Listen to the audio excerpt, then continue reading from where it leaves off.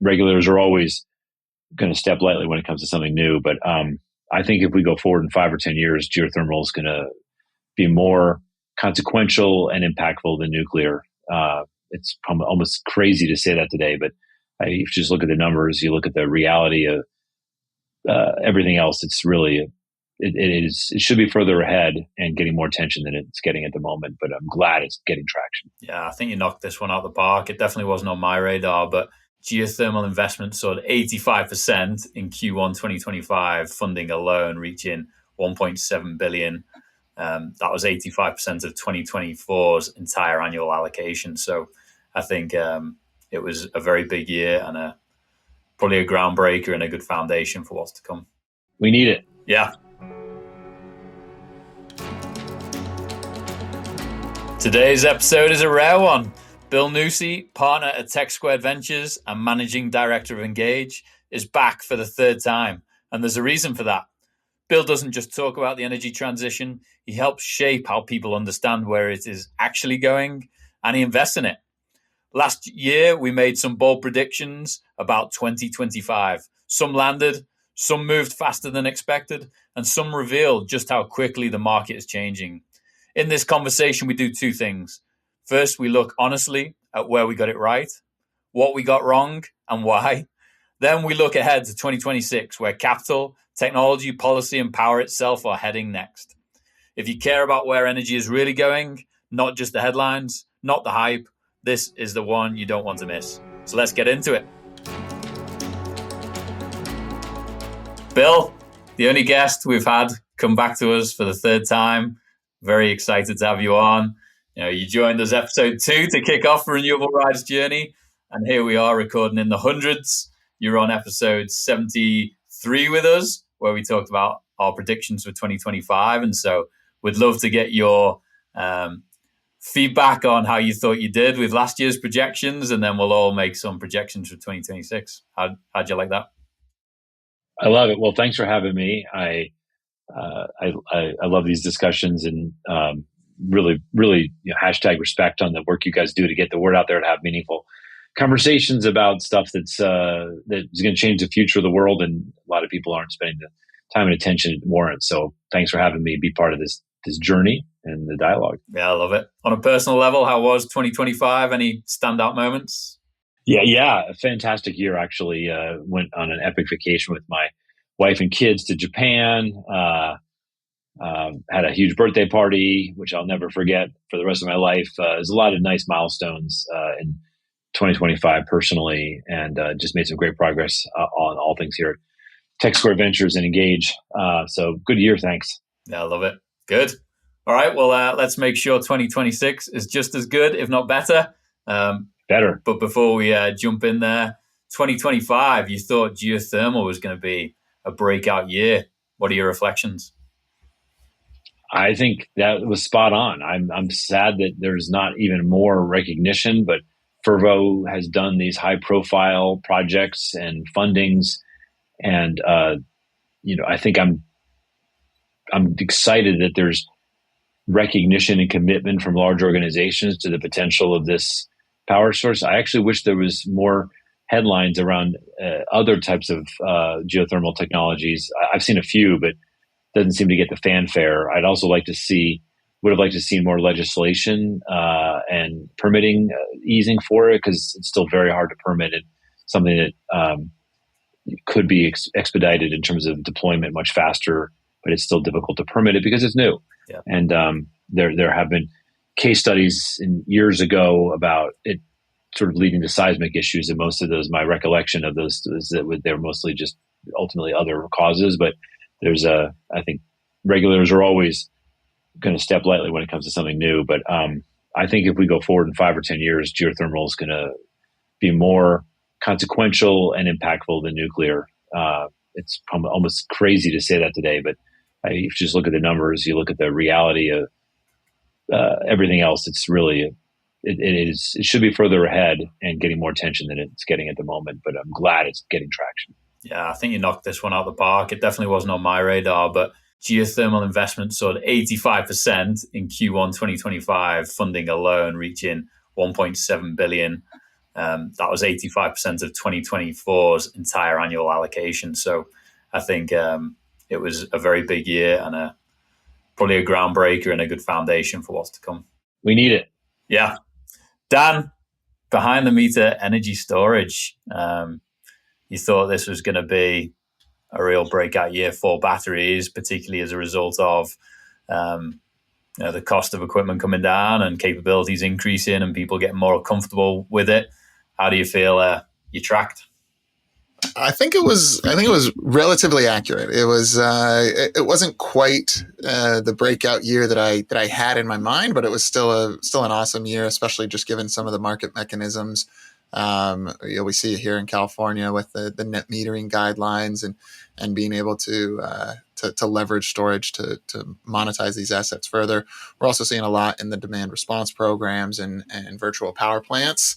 And just the costs coming down dramatically. I mean, depending on which reports you're looking at, the costs have come down somewhere between 40 and 45% between 2024 to 2025. And a bit of foreshadowing for my 26 prediction, but I think we'll see more programs coming about, more rebates coming about. That is only going to make it accelerate. The thing that I will say is owner occupiers, the operators, manufacturing firms, companies that are really deploying a behind the meter system to serve their own load is really where we've seen the growth.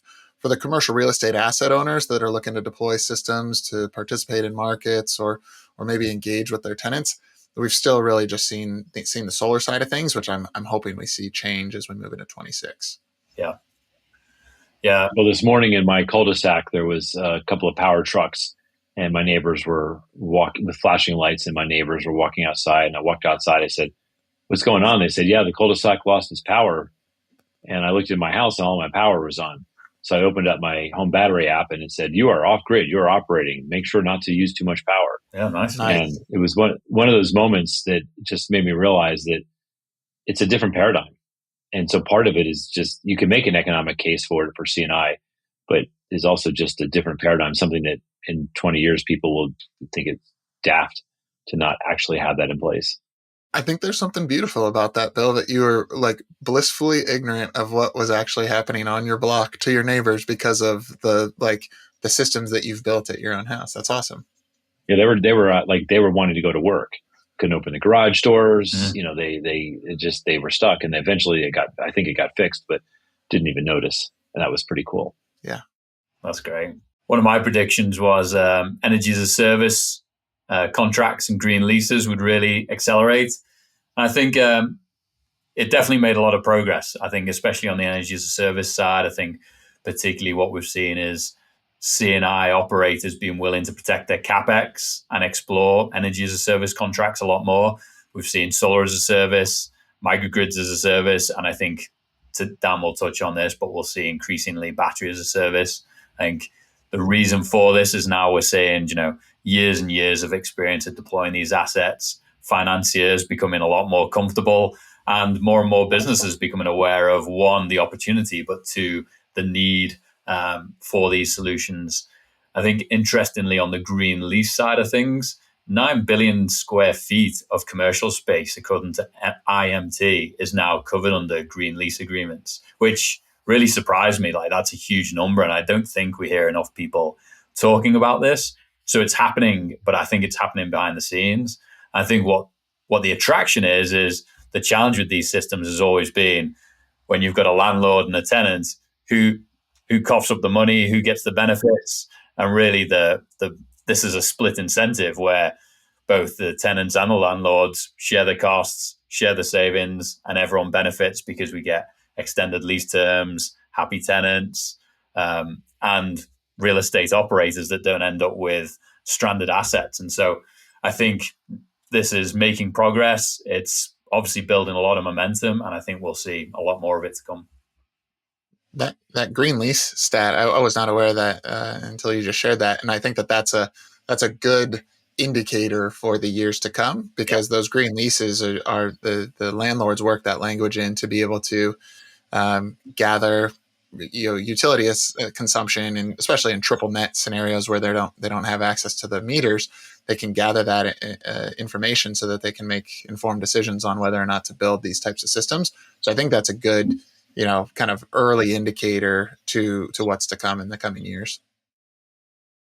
Yeah, if you think about the battery as a service, I just feel compelled to throw this point in that if you complete not just the hardware but the software control, so battery, analog, digital as a service, that's badass. Just saying. Get it? BADAS. Just had to say it. Sorry. Nice. I just spell it out for the audience, but it is badass. That's great. Well, Bill, let's you need to trademark that. Trademark that. Yeah, I was going to say you need to trademark that one, Bill. Let's stay with you then, Bill.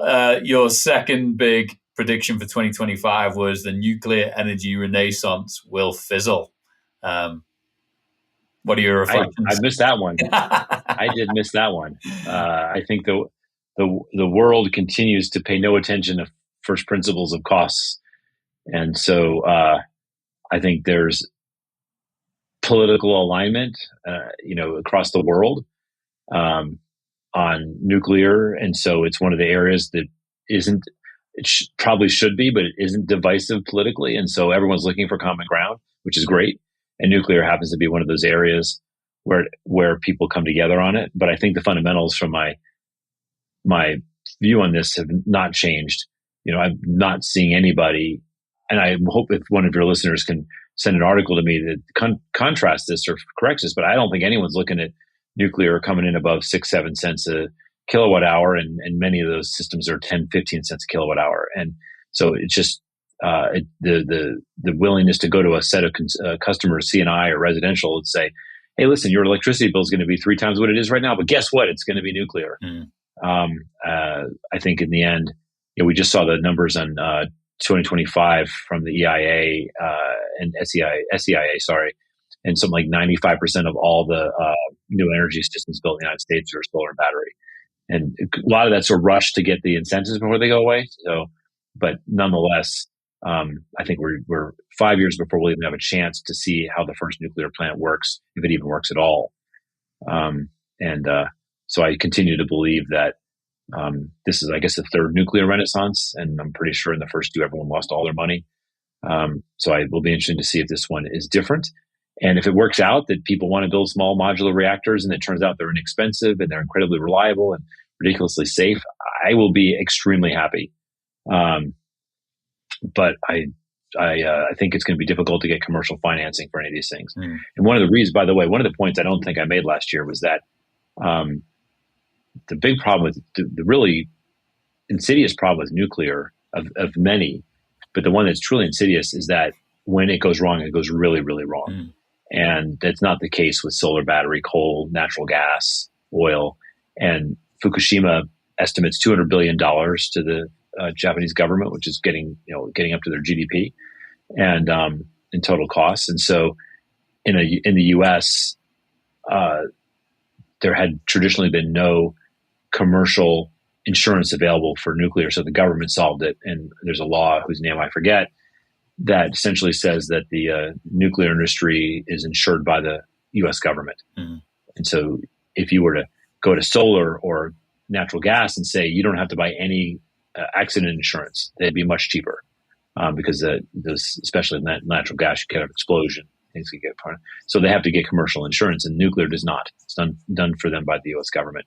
And so even with that non-trivial subsidy, even without having to pay material amounts to deal with the waste in the long term, nuclear is still incredibly expensive. And so I do think that that's going to dawn on people. And mostly, you're not going to be able to get many commercial institutional project financing for those things because of all the externalities I just mentioned. Just banks love to talk about it, VCs love to talk about it, but ultimately the dyed-in-the-wool project finance people, the people that'll scream at you because your solar panel is off by 1 degree and it's not going to get a maximum energy, are they really going to be the ones financing nuclear projects? And I'm skeptical. And that's what's needed. Yeah, it's super interesting. You're obviously in the state that's built the newest and the latest in the US. What's the public perception in Georgia around Vogtle? I think mostly it's apathy. And I point out to people that their electric bill has a line just for the nuclear power plant because it was so much more expensive than expected. And the PSC, our Public Service Commission, made national news over because it was several mainstream media and several energy pundits said that the Georgia PSC election was the most important one in the United States because we had two seats up that were serious Democrat contenders. Yeah. And this has been a solidly Republican. And nuclear is neither Democrat nor Republican. But what's interesting is that what they did elect was a guy who happens to be a Democrat, but also more than that, happens to be an expert on energy. Like actually not a politician who's got a staff, is learning the energy business, but someone who's got a career in energy, finance, policy, and a guy named Peter Hubbard. So I think that's going to be a real change to have one of those folks. And I'm interested to read what he says about nuclear power in the state going forward in terms of a cost point of view. But Georgia is the new Virginia when it comes to data centers. And so we do have this intractable problem of more people want to build data centers. And even if you take the most bullish view of data center growth, Georgia and other states are going to struggle to deliver the power they need. So there's a gap. And if people can build nuclear power plants in 2 or 3 years, that would be awesome. Yeah. I don't think they can build them in less than a decade. We'll see. Bill, do you think that nuclear gets the attention because these are such high profile projects? Like, despite the economics, they're such high profile projects. I was just, as we were talking, reflecting, I know the names of several nuclear plants. You've got Vogtle, you've got 3 Mile Island, you've got San Onofre here just south of me, although that's shut down. I couldn't name any gas-fired power plants. They're high profile. And so is it kind of popular politically because if you have your name attached to one of these things, like it's going to be national news, or what is that? What do you think? Well, none of us remember when everyone was protesting putting those plants in place because they didn't want, a couple tons of spent nuclear fuel sitting outside terrorist targets, et cetera. So I think a lot of it was when people a bit older than me were growing up, there was massive protests. And so these became iconic symbols and they sort of stuck. But I think there's other really more positive reasons nuclear, particularly fusion, but broadly nuclear gets attention because it is badass science. I mean, it's amazing. And we think about what it takes from a physics point of view, the geniuses it takes to design these systems, to commercialize them. It is just, it's inspiring. And I think it's akin to landing a rocket on its engines, right? The first time I saw a SpaceX rocket land on its tail and ready to take off again, I thought this is the most amazing thing. And I think people think about fusion and next generation fission with the same degree of inspiration. Just how cool is that? And most people believe that it's sort of cheap, free, endless energy. And that's been promoted that way for 50 years. Like the old electricity leader in the United States said that power will be too cheap to meter with nuclear. That's right. He was wrong for a lot of reasons. It's not the most expensive way to generate electricity other than carbon captured coal.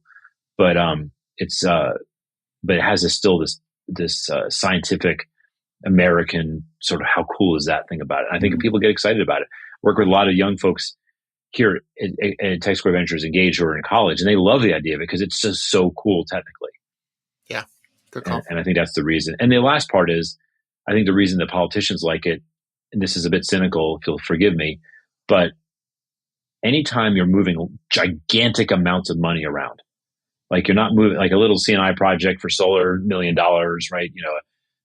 Put in a solar power plant, maybe it's $120 million. But when you start moving around tens of billions of dollars, taxes, and my friend has a cement company, and I'm not implying there's any back scratching or anything, but like the amount of people that make money at a high scale when you're building a nuclear power plant, there's so much money involved that the whole community gets.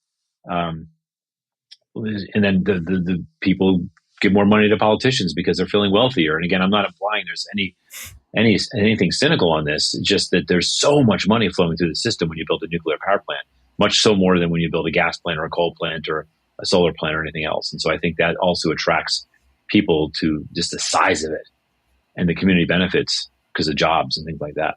Mm-hmm. Well, building on that, I think, Dan, you said based on the administration and politics that the private sector would step up and fill the gap. How did that play out? Like just personal conversations, I feel like there are still certainly companies that are interested in doing these projects. Like one in particular, we've got a client that doesn't need to see stellar economics. They just need to see, something that hits their hurdle rate, in their case, 10% IRR. And so if a project meets that, great. And they're doing projects in Ohio and Oregon and Missouri, places that, are not hotbeds for behind the meter systems. So I think that's still happening. But I think broadly, it's been a bit of a pullback from the sustainability narrative and back to fundamental economics. Not that it wasn't that before, you still had that, but there was this kind of gloss of sustainability over the top of it. And I think that's gone away.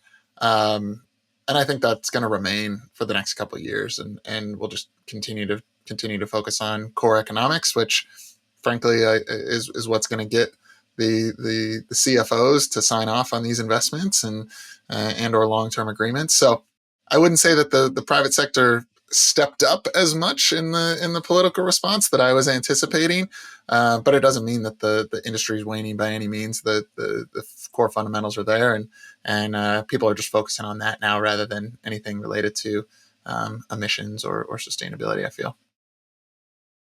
As we look back from our 2025-24 predictions, at the risk of being just a bit cynical again, I don't think anyone expected the degree of precision and focus that went against distributed and went against renewables. I think that we were concerned. My biggest concern was there be an apathy or even a sort of an arm's length. Let's not do that anymore. But I didn't expect precision focused the way the solar projects can claim credits, for example, just making it more complex with almost a design in some cases to make it uneconomic. So what I thought was the worst case would be a passive stance towards these where the ITC and PTC didn't get renewed, which sort of expected, but I didn't expect it to go to the next level. So I think the fact that we are seeing as much traction as we are, you guys are seeing, the industry seeing, is a really great testament to, I think you could argue, Dan, there was more will to push forward on this stuff on the side of commercial businesses than we expected. They're just facing more headwinds than any of us anticipated. Yeah. So I think you were more right than you thought. Fair. It's good. All right. Scope 3 emissions. I thought Scope 3 emissions were going to have a real bull run. That definitely didn't play out, I think, as we expected. First, a bunch of the regulators stepped back. SEC removed the mandatory reporting for Scope 3. But the EU, through their CSRD and supply chain due diligence, they kept their rules, which was interesting, as did California. So I think while some of the regulatory urgency went out of the market, it seems like companies continue to push forward with their strategies, but they spoke a lot less about climate change and net zero, and certainly deprioritized some of the Scope 3 stuff, but they continue to double down on Scope 2. I think what we're seeing is companies talking less about climate and focusing more on the energy demands rising, protecting their value, responding to customer expectations, and trying to respond to actual what moves the needle for their business versus what they think the market needs to hear.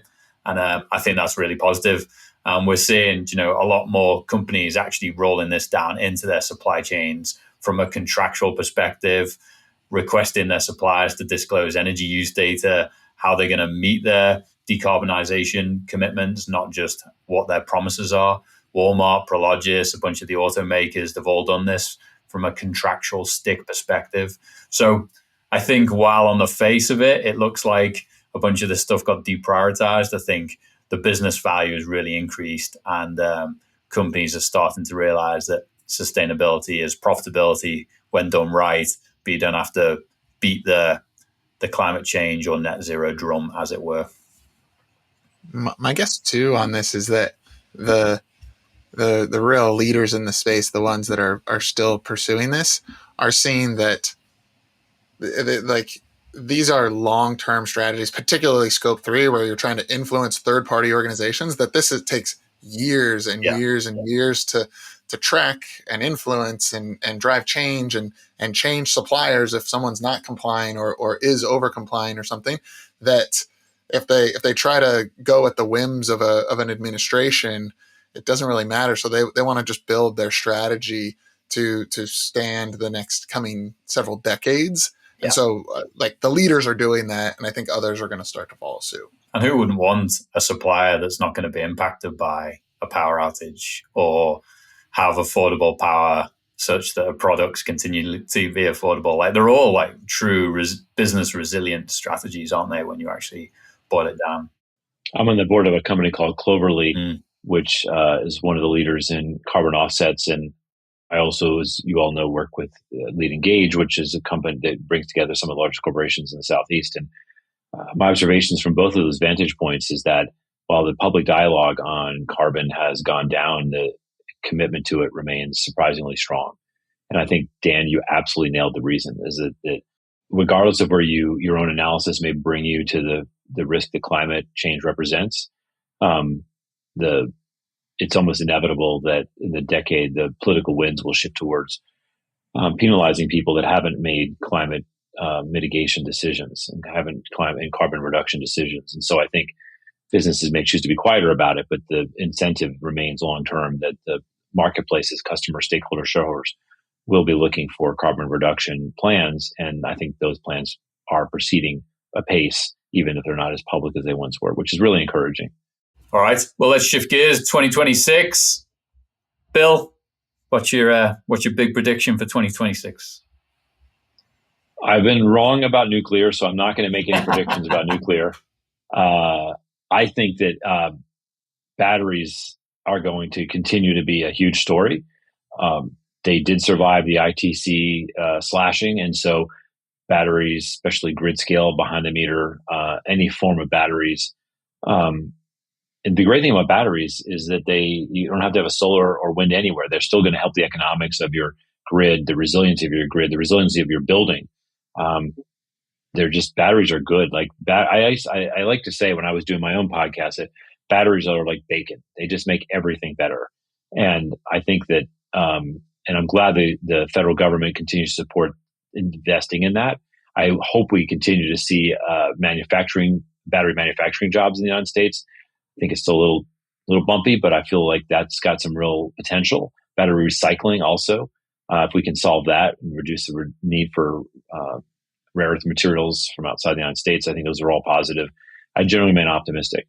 So I think as we go out at the end of 2026, we're going to see a remarkable elevation of batteries in terms of their broad understanding of their role in the value add to the grid, and creating more and more economic opportunities for investors and inventors in that space. Yeah. My prediction as well is particularly distributed batteries being, and I know that I talked about that as a prediction for last year, and it did. We saw the acceleration, but I think 26, we're going to see it become more and more a key lever for utilities to really maximize the utilization of their distribution grids. The distribution grids are largely underutilized. They're built out just similar to transmission, but built out for those 5 to 10 peak afternoons, in the summer or in the deep winter. And the remainder of the time they're utilized, on average about 40%. And so how do you get more utilization out of the assets that you already have out there? Well, batteries fill that gap and fill that need. And it's going to drive what I think is going to be incentives either at state levels or particularly within utilities to be able to monetize these assets in a bigger way, whether it be for a behind the meter application or deploying distributed batteries in front of the meter applications for grid services. And we're already seeing some of that. I mean, Illinois, they're looking to grow their virtual power plant program. They've got a $250 per kilowatt hour rebate as long as you commit to participating in the virtual power plant program for 5 years. Plus, you get to monetize when those kind of demand response type of virtual power plant events get called. And then in New Jersey, they've got the Garden State Energy Storage Program, which they've already launched phase 2 last year. They've announced that they launched phase 1 last year. They've announced that phase 2, which is called the distributed energy storage component, is expected to launch in 26. And that phase will focus on incentives for smaller energy storage systems connected to local distribution grids, including both in front of the meter and behind the meter.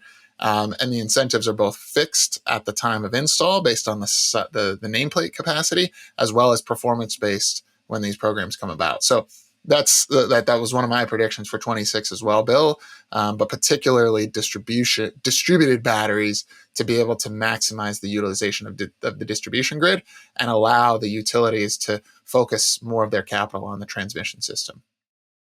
And the great news is that if you're making batteries, they can go either place. The same kind of batteries are useful in both settings, so you get the economies of volume. As each of those markets progresses, they help each other in a virtuous cycle way, which is that's the kind of disruptive economics that'll just accelerate batteries penetration everywhere. Yep. I love the conversation, Dan, and you and I had with Tim Haid from formerly Scale Microgrids, and his point was the more batteries you can get at the distribution level to remove the constraints, the more the utilities can then go and focus on the bigger problem of transmission, large scale generation, and we can use the behind the meter systems and the distribution grid to take care of everything else. And I really agree with that, and I like that concept. That's great. In terms of my first prediction, I think while we continue to talk about C&I behind the meter systems only representing 3.5% of all properties, I think what most people don't realize is that's still 47,000 or more on-site solar plus other technology systems. I think what we're starting to really see building momentum is a lot of those companies that have been deploying these systems over the last 10 years now looking at themselves and their CFOs looking at them going, did we make a good investment? Tell me whether the system is working as promised. If not, why not? And how can I continue to optimize this asset? And, building on what you're talking about, behind the meter battery systems, demand response, virtual power purchase agreements. So I think we're going to see this real, several of our customers use the term re-underwriting. So really understanding the financial performance, the operational success of the asset. And I think then once you've understood, actually, am I getting what I expected? How can I now, in a modular way, go and improve that? And I think that's going to be a really exciting space, especially where we've deployed solar and we can now add batteries, where there's new programs come in, there's new incentives. How can we continue to monetize these assets to build value for our organizations? The add-on with that is we know a lot of the commercial real estate asset owners that have either entered into a long-term lease with a developer, or I think more commonly have inherited a long-term lease when they've purchased an asset or a portfolio of assets that are now looking to determine, do we keep that type of structure or do we buy this system outright and start to gain more value from this system by bringing it on our own balance sheet? But you need to go through that effort to understand, okay, how long ago was the system built? What was the nameplate then? What was the expectations? How's it actually performing now? How can it play in the future markets? But I think there's going to be a lot of those discussions on, do we take these assets that are owned by a third party that we're leasing roof space to and start to bring them onto our own balance sheet? Yeah. So that's very property centric. Bill, I'd love your prediction on where the whole macro AI discussion is going. I know you've got some good, great, strong opinions on this, and we'd love your reflections on where you think this will go in 26. Yeah. I have learned over the years that I'm reasonably good at picking some trends. I'm terrible at when they're going to happen. Clearly, nuclear is a good example of that with me. The AI data center build out seems like not just a bubble, but a substantial bubble. And again, I think everyone listening probably follows all this, but let me just give you a few of my thoughts on it. First of all, there was one report I read that said that if you remove the money being spent on the entire ecosystem around AI data centers, from the power generation to the NVIDIA and other chips and the building of the facilities and the memory chips and all that, if you remove that from the US economy GDP, we're actually in a recession. And So again, that was one economist. I don't take it as I don't take that as a full fact, but it's provocative that there's really been no, in American history, been no level of this kind of investment to goose the economy, and it's working. But then you start to realize, as many folks in the finance world and media world have done, is that a lot of the money being spent is circular. So somebody invests a whole bunch of money, and then that investment money becomes revenue to somebody else in the circle, and it all goes back around between the Magnificent Seven and others in that ecosystem, and more people piling into it. So it's become almost a commercial. It's become small scale. It's become a retail investor phenomenon. And if we actually see OpenAI go public, we're gonna, the number of people that are going to put money into this is terrifying. And I really hope that this isn't a bubble. But there's an interesting analog when I was writing Freeing Energy, and I studied the lead up to the Great Depression. And what my take on it was that the power companies specifically were investing in each other in a circular fashion, but there weren't the disclosure laws, so people didn't realize the degree to which my investment in your company was revenue back to my company. Yeah. And this is all off and what ended up, and then even some of the early power companies, there was so much money being made in the stocks of these companies that they would actually tell their customers to buy the stocks of the power companies as a means of better than savings accounts. And so you had the entire American economy wrapped up and in this sort of house of cards. And the guy behind most of it was a guy named Sam Insel, who was legendary and did an amazing job of defining the current electricity business as we know it. So to his credit, but he maxed out this behind the scenes codependency across all the participants in the power company. And if you've ever played the game of Monopoly, and the Monopoly man has a monocle and a top hat, that is Sam Insel. He had a monocle and a top hat. The only person to ever be in the cover of Time magazine 3 times in its history, and the third time was definitely not good. But he was Elon Musk of his day. He was the Donald Trump of his day, and rich, famous, and powerful. Anyway, what happened as a result of that was really bad, and I'm hopeful that we're with more of the automatic brakes and more transparency in the markets today, that if things do in fact become a bubble, it won't pop quite as large. Back then, the Economist had a great piece on bubbles, and it said the point about bubbles is you have no idea when they're going to pop. So everyone can speculate, but no one has any idea as to when it's going to pop, because that's the nature of a bubble. Yeah. And I thought that was fascinating. But let me tell you why I think this. So what I just described is the chip and data center side of the bubble. But I think from the power side, which is what's going to affect us, and why I think we're going to see a surge of on-site energy generation as this thing starts to pop, because the dependency on the grid in its traditional sense will be questioned, and people will realize it's cheaper and in many ways more reliable to take some of it on their own. As a venture capitalist, I'm looking at a lot of companies right now. I'm looking at 4 companies. Every one of these startups reduces the power demand of AI processing by 100 to 1,000 times. Yeah, well, so you got to think about that. Yeah, several.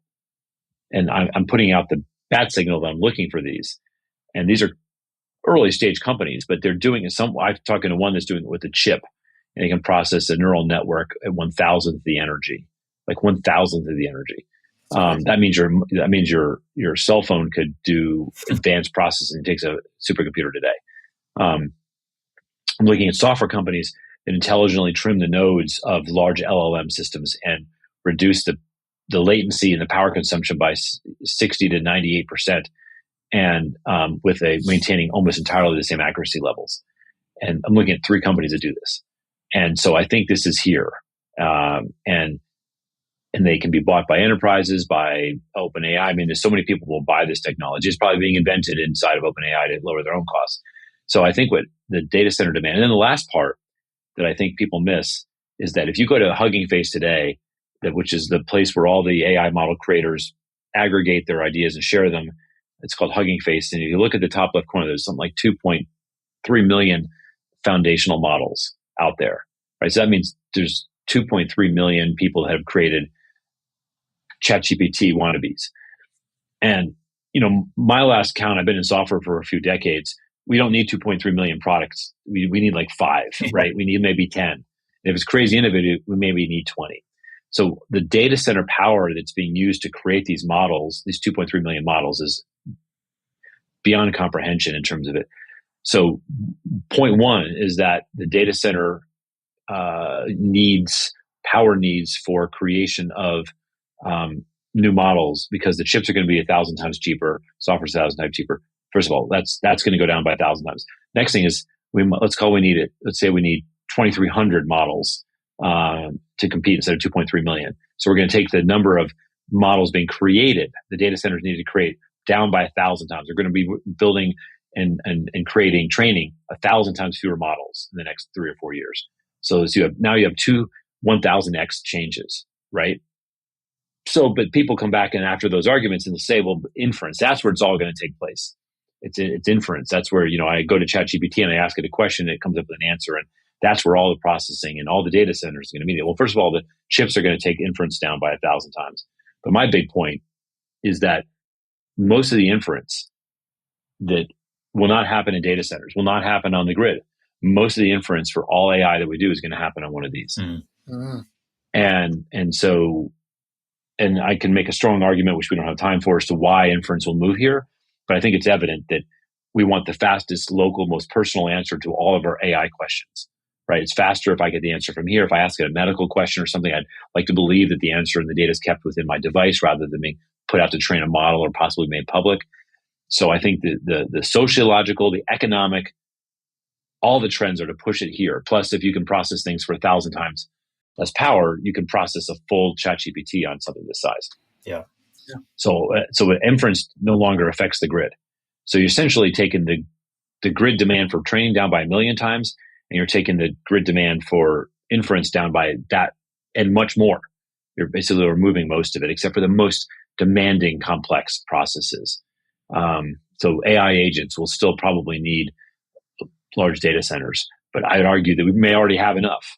So listen, to be clear, we're going to see a large build out of AI data centers. We're going to see dozens or hundreds and billions and tens of billions of dollars, but this is not $1 trillion industry. And as people start to figure that out, I fear that it's going to create a problem, and it's woven into the U.S. economy and the world economy pretty heavily.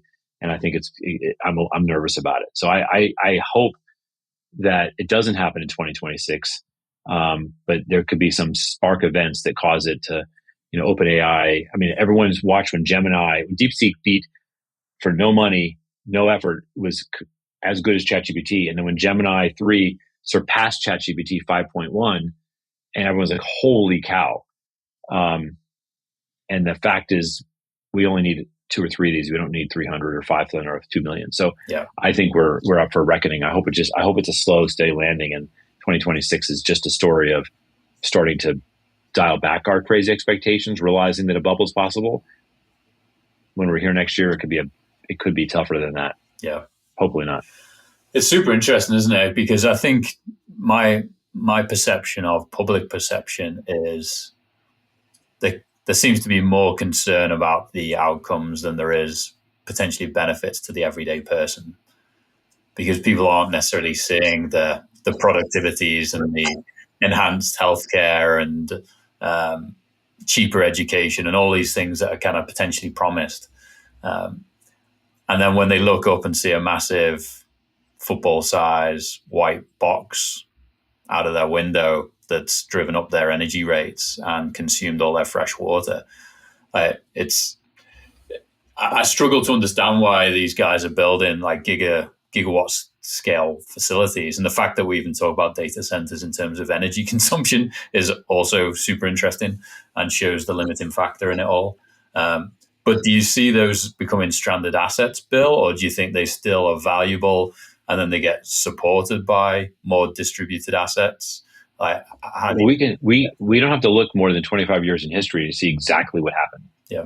When the internet was taking off in 97, 98, 99, there was a massive data center build out, and there were companies that were more household names than any of the ones today. And they were raising tons of money relative for the time. And there was 5 or 6 really, really big data center companies, and 2 of them went spectacularly bankrupt relatively early after 2000. The rest of them are the case study answer to your question, Gareth, which is that they taking the power part aside for another moment, the data centers themselves, the marginal cost of computing just plummeted because I did a startup that benefited from this. And so you went from paying X dollars. So today you might pay X dollars per token for ChatGPT 5 or some non-famous model, but still good model. That's going to be 100 times less. So that's going to actually, ironically, create another spurt of innovation and AI just to keep those data centers from having to shutter. But the returns on them, there's an old saying, and I forget what it is, in the apartment building, the only profitable apartment it's only the second owner of the apartment building that makes money. And I think that's exactly what happened with the data centers back in 2000 through 2005, is that most of them got aggregated into a couple of large companies that had a little more capital, but the original investors in most of the independent data centers lost all their money. And I think there's a chance that's what's going to happen. Actually, if that happens, it sucks if you're a data center investor, but that doesn't affect the U.S. economy. I'm worried about the larger issues if that cascades outside of just those investments. And I don't think the data centers will be that problem. Yeah. But if we could build power plants as fast as the economists and the table beaters think we should, then we would probably have a huge issue with stranded asset and power plants. Yeah. But I don't think we can build them out fast enough. Yeah. Not even close. I think one silver lining in all of this, or one positive outcome, is this has, like, particularly AI data centers, more so, I would argue, even than electrification, certainly of like EVs or anything, has put energy at the forefront of most people's conversations, which is important, right? We've had this like century-old system that everybody's relied upon, and now it's a conversation in boardrooms. It's a conversation, at C-suites. It's a conversation around, the family dinner tables. And I think it's something that has elevated this. And I think that's a good thing. Yeah. One quick statistic I put together, we had our annual LP meeting the other day, and I put together some statistics, which I did roughly. So I don't stand by them with the rigor of the stuff in my book, but roughly speaking, if you see a modest build out, like I said, the middle case for data centers, by 2030, you're going to need about 250 terawatt hours of additional electricity on so what does that mean, right? 250 terawatts, what is that? It's a lot, obviously. But you also add in industrial electrification, electric vehicles, electric trucking, and things like this. And again, rough numbers, but you need another 200 terawatt hours of electricity to fulfill that need. EVs continue to grow, even if they're slower. They're going to continue to grow. Industrial heating, which is switching from natural gas, which is volatile and difficult, to electric heating, which is long-term and ultimately more controllable. Another 200. So you got 450 terawatt hours of additional electricity needed for those areas, which not a lot to dispute. But so what does that mean? I went and looked up every SMR company that has promised to ship something by 2030 and added up all the plants they said they would build, which I would say I would bet zero. But if every one of them built, that is 12 terawatt hours. Wow. If we take every nuclear power plant, like if we get 3 Mile Island working again, and people think this is going to solve it, if we get 3 Mile Island working again, I think it generates 16 terawatt hours a year of electricity. So there's 3 or 4 others that are trying to restart. So you maybe get 40 or 50 terawatt hours if every single nuclear power plant gets restarted and is working properly at the most optimistic costs. So the gap between the projection and the reality is massive. And so that is going to force the world to be really efficient. So those companies that's why as an investor, we're looking at companies that can reduce the cost of AI by 1,000 times, because you just can't buy the power. Yeah. And as you guys know, someone says, well, let's just go buy, we're going to put our own natural gas plant on site. Natural gas plants are backed up. There's only 2 companies that make them, and they're backed up 5 to 7 years. So you can't get one of those by 2030. And if you add every single natural gas plant that we plan to build in the US, it was something like 30 or 40 terawatt hours. It wasn't not a large number. So we are just so far from the need to any ability to deliver. The only single thing you can deliver at scale is solar. So even if solar is substantially more expensive, even if it's facing regulatory hurdles, it is the only thing you can build. So I think we're going to, once we get over the the depression of having ITC go away and everyone's done kicking themselves, I do think we're going to see solar being the only answer. It's just going to be way more expensive than it needs to be. Yeah. Super fascinating. Thanks for sharing, Bill. I think your closing statement there was a nice tee up for my my second 26 prediction, which is related to the ITC. And as the federal tax credits ramp down, I believe that we're going to see a real big uptick in state and utility incentives to fill some of that gap. And the other thing with it, I think that is an important one, is during this ramp down period, particularly with solar, which is coming, but even with batteries that has a much longer time horizon out till the end of 2033, I think buyers are going to be faced with the decision of whether or not they go with FEOC compliant equipment, or whether they choose to abandon the tax credits altogether and get non-compliant equipment. Because there's a case to be made that says the equipment's going to be that much cheaper, particularly as we start to look at batteries, which again, we can look out much further than the next 18, 24 months, where the decision is going to be made. Do we get the I'm not going to use the term cheaper. I'm going to say less expensive Chinese batteries and forego any tax credits, because it may be a wash, or you may end up benefiting in the long run, which unfortunately bastardizes the whole point of us doing the fiat compliance and reshoring of all this. But economics are going to win 10 times out of 10. And so I think that the combination of the two, as the tax credits step down, we'll see utility and state programs ramp up. We see it.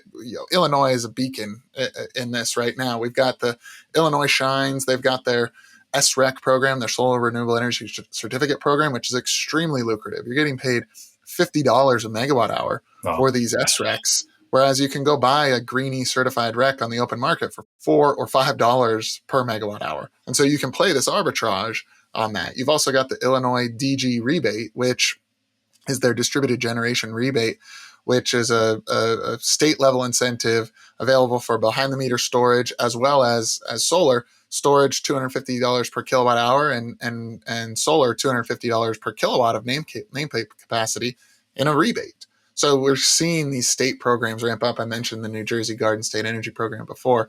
But I think that's going to be a key component as we look into 2026. And I already hear murmurs among the developer community of saying, we may just scope in non-compliant equipment and it'll be a wash. Yeah. I think people were fearful when they down that the cost of these systems was going to skyrocket as a result of the loss of tax credits and fiat compliance. But I think the reality is, between the soft costs being compressed out the market just getting better and better at deploying these systems, the fact that equipment continues to come down regardless of where you buy it or what tax credits you want. If you can then layer in a few local incentives like these, that's absolutely killer projects, aren't they? And they're only going to get better. Sweet. All right. Well, I'll bring us home. I think my projection for 2026, my second one, is that actually institutional capital is going to flood into the behind the meter and on-site energy market, because up until now, they've been chasing these large utility scale projects, which, as a result of changing tax credits, changing market dynamics, they're becoming harder and harder to invest in. And you're placing one massive bet on a multi-billion-dollar project. Instead of today, all these guys want a safe home to put their capital, where they can gain long-term revenues backed by a corporate off-taker, where they can have escalation rates, and they're betting on equipment and solutions that are now relatively de-risked. And I think then you can sign these 10 to 30-year contracts. And I think the market is going to very quickly, whether you're a sovereign wealth fund, whether you're an insurance company, whether you're a pension fund, you're going to see the attraction of being able to spread your risk across a lot of smaller projects. You're going to be able to get long-term returns, manage your risk profile, and realize the benefits. I think what we need to solve as an industry is the ability to originate, develop, aggregate these into portfolios that these institutions can then back, because they're not going to start placing $1 or $2 million checks. They're going to want to place the hundreds to billions of dollars. And to do that, we need scale in the market. But I think we're going to see a real shift and interest into putting money to work in a very challenged economy over the next few years into assets like this that are predictable and fairly safe, in my opinion. Ooh, yeah, I love it. That's a compelling point of view. Good. And I actually think crypto is going to play a massive role in that. I think my personal prediction is continue to collect your Bitcoins, continue to get your Solanas, your XRPs, and the stable coin and smart contract in future is still going to be super important to our industry, because we're going to be able to, co-fund these solutions. We're going to be able to make investments in them a lot simpler. We're going to be able to distribute revenues in a far more traceable and trackable and material way. And so I'm very excited about the whole financing space and where the crypto markets take us and facilitate better outcomes for more. I think that was just like a bonus hot take right there at the end. The prickly hot take. Yeah. He knows we're out of time, and I'm not going to debate him on it. Yeah. So I just threw it out there. Yeah. No, that's a hot take for sure. Let's let him sit with that one, and fast forward a year, we'll come back together and see how that one played out. But I like it. Yeah. I like it. Nice. Good. Well, this has been really fun. Bill, we'll connect with you same time next year. We'll reflect. We'll see how we did. For all our listeners, we'll put these predictions in one of our blog posts. Check out Behind the Meter. Look out for the full article on this. And if you want to actually check in on our last year's predictions in full, episode 73. So thank you both. Hey, listen, guys, I love what you're doing. Thank you for letting me be a part of it. You're doing great work behind the scenes. You're telling the stories in front of the scenes. And on behalf of all of us that looking forward to a better energy future, appreciate all the work and vision you guys bring to it. Yeah, thank you, Bill. Appreciate your support. Thank you, Bill. Thank you for your vision. And I love your projections. I think some would say contrarian, others would say likely to happen, but let's see how it plays out. I'm excited. Beautiful. We'll be back in a year. All right, guys. See ya. Thanks, Bill. We receive a lot of questions from business leaders around the world wanting to learn more about the energy transition, what is possible, and where to start. So to help you stay informed and up to date on best practices, opportunities, risks, and success stories, we created an industry newsfeed at VECKTA.com/news with all our podcasts, blogs, and newsletter. Check it out and connect with Dan, myself, and the VECKTA team to learn more. Cheers and have a good one.